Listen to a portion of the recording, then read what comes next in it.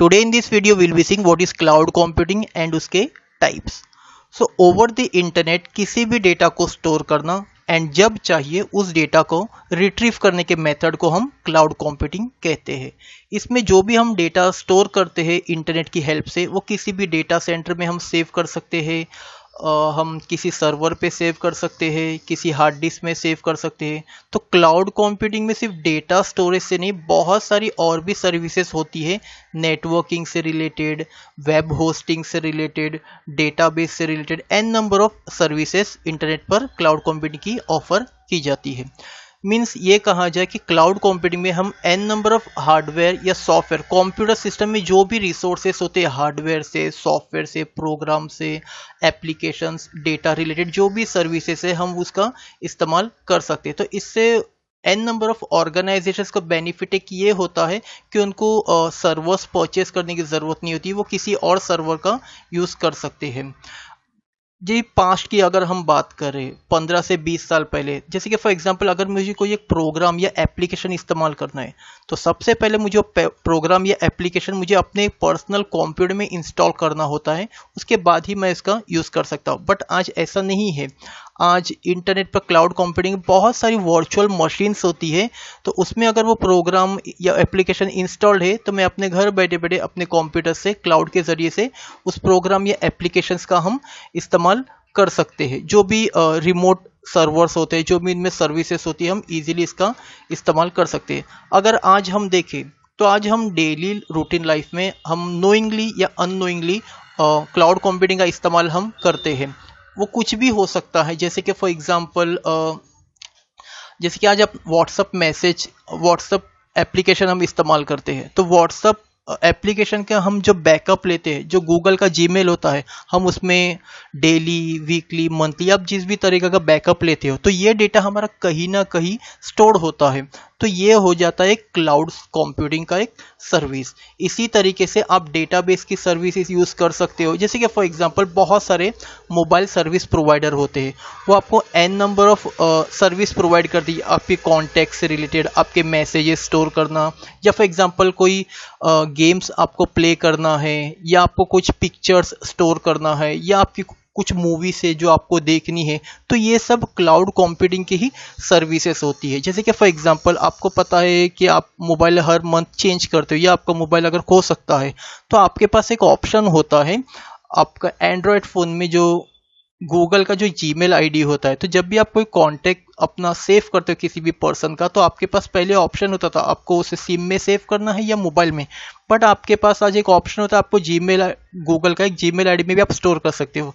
जब भी आप सिम दूसरे मोबाइल में इंसर्ट करते हो, जैसे आप अपना ईमेल आईडी एंटर करते हो, वो सारे डिटेल्स आपके मोबाइल मतलब आपको वो इंपोर्ट होके वो पूरे डिटेल्स मिल जाती है। तो it is nothing but the cloud computing. Cloud computing अगर समझना है तो इसका बेस्ट एग्जांपल हम समझते हैं इलेक्ट्रिसिटी बिल। आप घर में जिस तरीके से इलेक्ट्रिसिटी यूज़ करते हो उसके हिसाब से जो यूनिट आपने यूज़ किया उसके अकॉर्डिंगली आपका बिल आता है। इसी तरीके से क्लाउड कंप्यूटिंग भी है।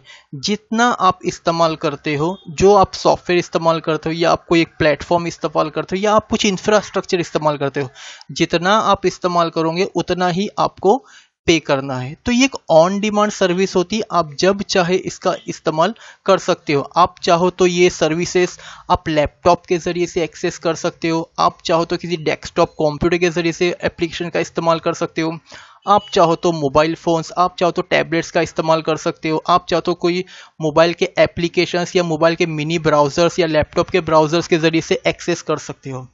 तो आज क्लाउड कंप्यूटिंग बहुत सारी ऑर्गेनाइजेशंस एंड यूज़र्स यूज़ करते हैं।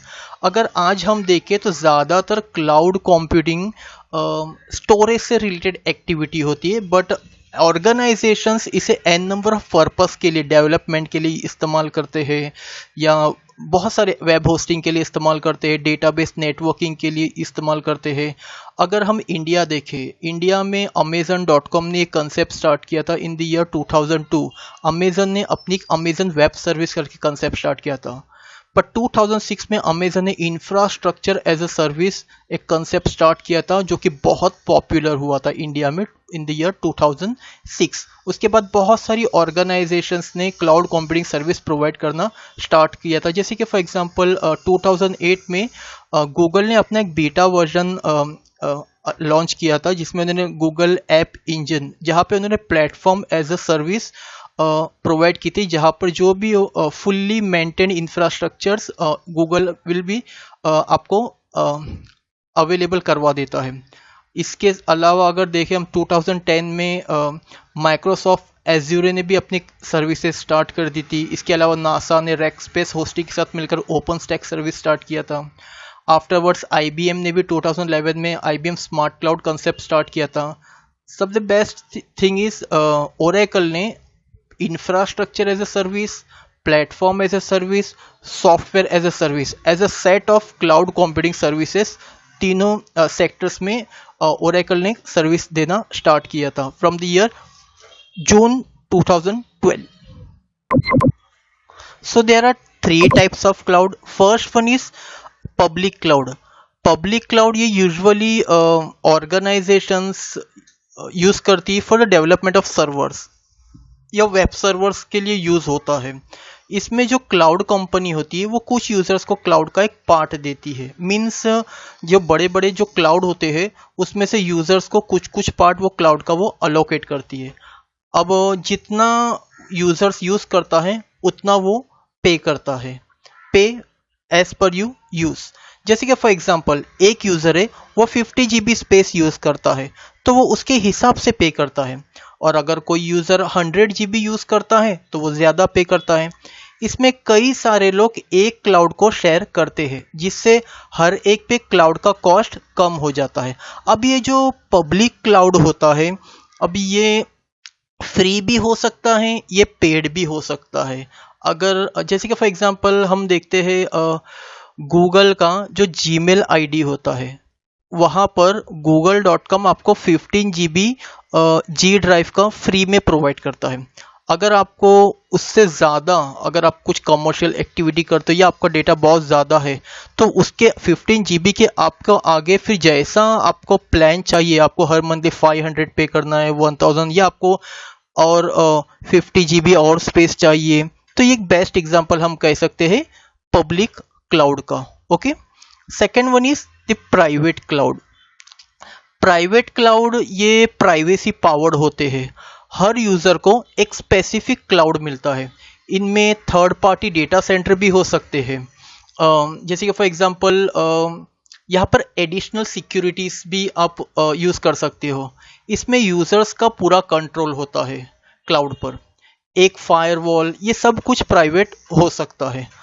अब प्राइवेट जो क्लाउड होते हैं ये कोई एक सिंगल ऑर्गेनाइजेशन के लिए भी स्पेसिफिक हो सकता है, ये आप इंटरनली भी यूज कर सकते हो, ये आप एक्सटर्नली भी यूज कर सकते हो, या कि थर्ड पार्टी के फॉर्म में भी आप इसको यूज कर सकते हो। तो यहाँ पर जो यूजर्स होते हैं वो जैसा चाहे, वो अगर वो एडिशनल सिक्योरिटी फायरवॉल का यूज करना चाहे तो जैसा जब न्यू एक्स्ट्रा सर्विसेज इस्तेमाल करोगे तो उसके हिसाब से आपको पे करना होगा।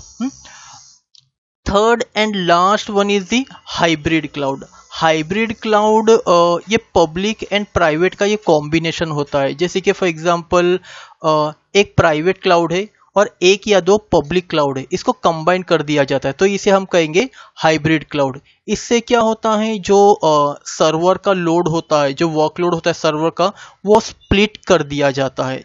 जैसे कि फॉर एग्जांपल कुछ सेंसिटिव डेटा होता है और कुछ जनरल डेटा होता है, तो एक कंपनी के डेटा सेंटर में हमने सेंसिटिव डेटा को प्राइवेट क्लाउड पर रख दिया है और जो नॉर्मल डेटा है हमने पब्लिक क्लाउड में रख दिया है। तो इसमें क्या होगा, पहले तो जो load balancing concept, load balancing या वर्कलोड है उसको हम डिवाइड कर रहे हैं।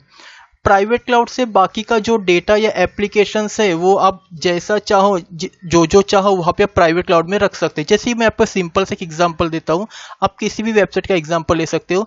जैसे कि मैं amazon.com पे लॉगिन करता हूँ या आप फेसबुक पे लॉगिन करते हो, तो हर वेबसाइट का कुछ डेटा सेंसिटिव होता है, कुछ जनरल डेटा होता है। जैसे कि फॉर एग्जांपल Amazon.com पे जब आप लॉग इन करते हैं तो आपके जो यूज़र नेम एंड पासवर्ड है, हो सकता है अमेजन आपके जो यूज़र नेम एंड पासवर्ड है खुद का एक अलग से सर्वर परचेस करता होगा, किया होगा, उसी में आपका पूरा डेटा स्टोर करता है। एक एग्जांपल है बस, जैसे कि फॉर एग्जांपल फेसबुक.com पे आपको एक जो पेज दिखता है वो पेज कई पार्ट्स में डिवाइडेड होता है। जैसे कि फॉर एग्जांपल आपने फेसबुक में लॉगिन कर दिया तो फेसबुक के आपके पास आपकी बहुत सारी डिटेल्स फेसबुक के पास है, आपका यूज़र नेम, आपका पासवर्ड, आपके फोटोज़, आपके वीडियोस, आपकी पोस्ट, आपका प्राइमरी क्वेश्चंस। तो facebook.com क्या करता है, अकॉर्डिंग टू जो जितना ज़्यादा इंपॉर्टेंट अब यूज़र ज़्यादा फोटो देखना प्रीफर करते हैं तो फोटो को एक ऐसी जगह पे स्टोर किया जाएगा कि जल्द से जल्द यूज़र को एक्सेस मिल जाए।